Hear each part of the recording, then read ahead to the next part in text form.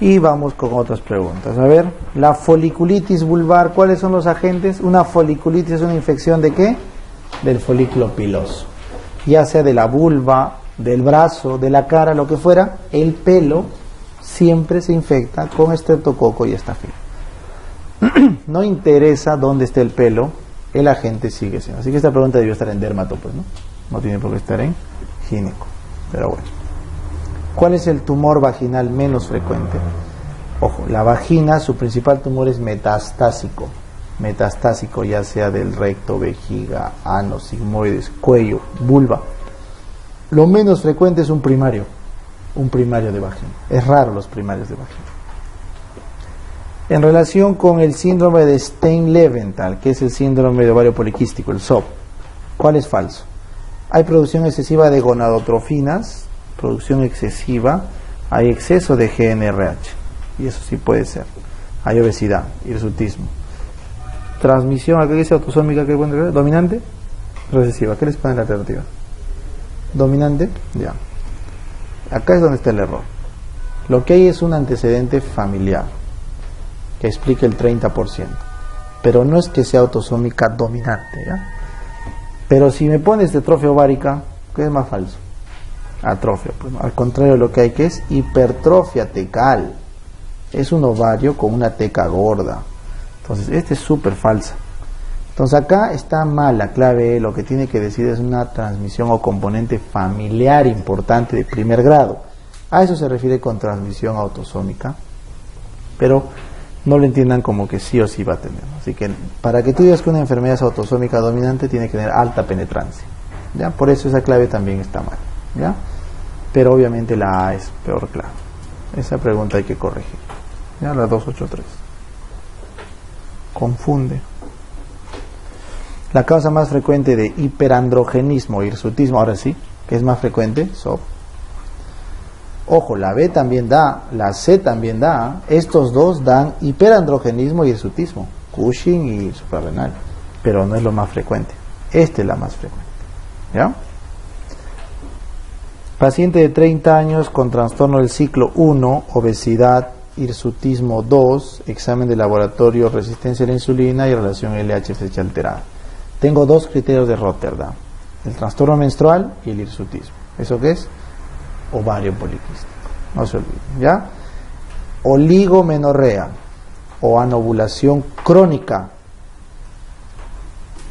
hiperandrogenismo, ya sea clínico o laboratorial, y una ecografía positiva para ovario poliquístico, ese es, ojo, ovario poliquístico es más de 12 quistes, ¿ya? Ese es SOP. Paciente de 24, consulta por vello facial excesivo, acné, eso es androgenismo 1.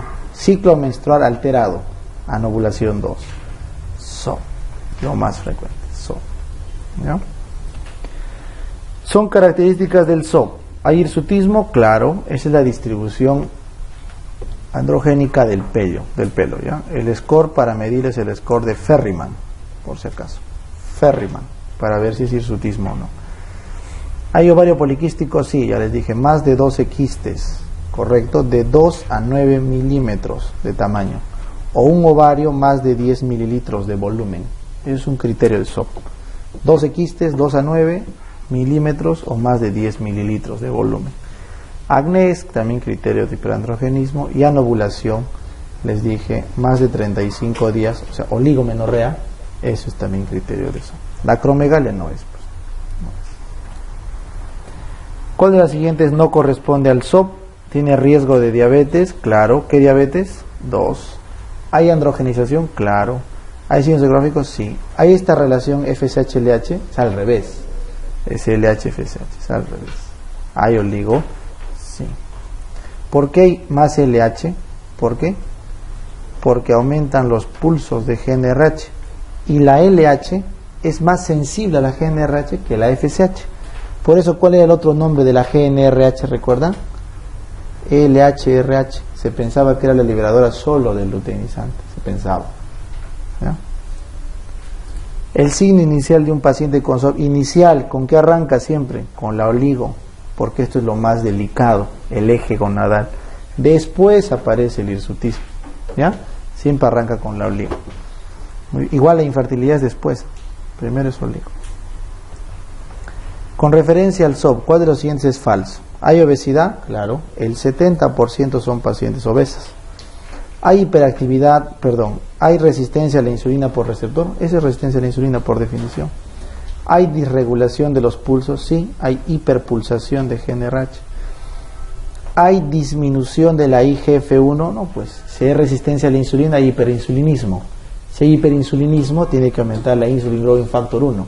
Entonces, no puede estar disminuida, está elevada, pues. Y es cuando está elevado, la que explica la hipertecosis. La hipertecosis. ¿Ya? Esa es una explicación.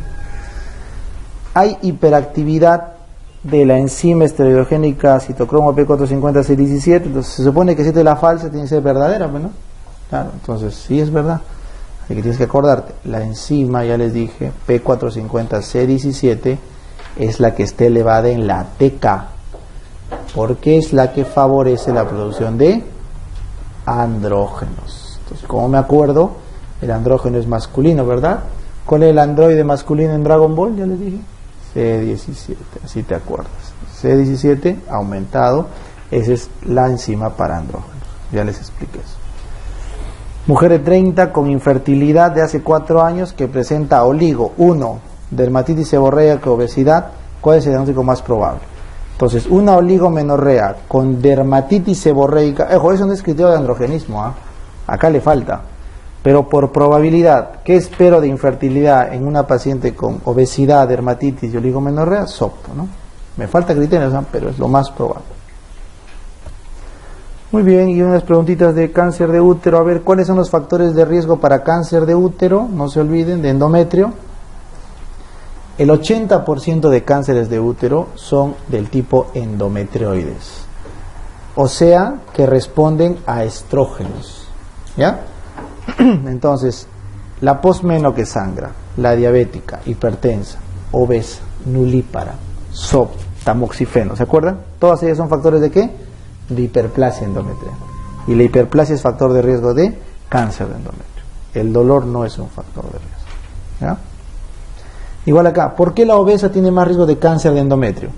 Porque tiene más estrona. ¿De dónde saca la estrona? De la aromatasa periférica. Todos sus andrógenos se vuelven estrógenos en la grasa periférica. ¿Ya? ¿Qué andrógenos? La dihidroepiandrosterona, que viene de la suprarrenal, se vuelve estrona en la grasa periférica. Mujer de 60, edad 1, obesa, nulípara, hipertensa, con sangrado no relacionado al coito. Ya. ¿Qué es lo más probable acá? Una neoplasia, ¿dónde? De endometrio. ¿De qué tipo, chicos? ¿Cáncer o hiperplasia? Hiperplasia, ya les dije. Lo más probable es hiperplasia. Que sea un cáncer, ya eso es mala suerte. Eso es mala suerte. ¿Ya? Muy bien. ¿Son factores de riesgo? Bueno, esta es repetida. El dolor no va, ya hemos visto. ¿Cuál es la neoplasia de útero más frecuente? Esa es una buena pregunta. Ya les dije. El 80% son adenocarcinomas. ¿De qué tipo? Endometrioides. Y el otro 20%, es el resto, pues. Ahí están células claras, mucinosas, tienes, inclusive hasta puede ser epidermoide, o sea, tienes todas las otras opciones de un cáncer, pero lo más frecuente es el endometrioide. Mujer de 48 con hemorragia uterina anormal y examen pélvico normal. ¿Cuál es la patología más importante a descartar? Recuerda, toda mujer más de 35 años que tenga hemorragia uterina normal siempre sospecha un cáncer, sospéchalo. Pues, ¿cuál es la patología más importante a descartar? Un cáncer. Entonces, ¿qué tienes acá? El único cáncer, adenocarcinoma endometrial. ¿Ya? Muy bien.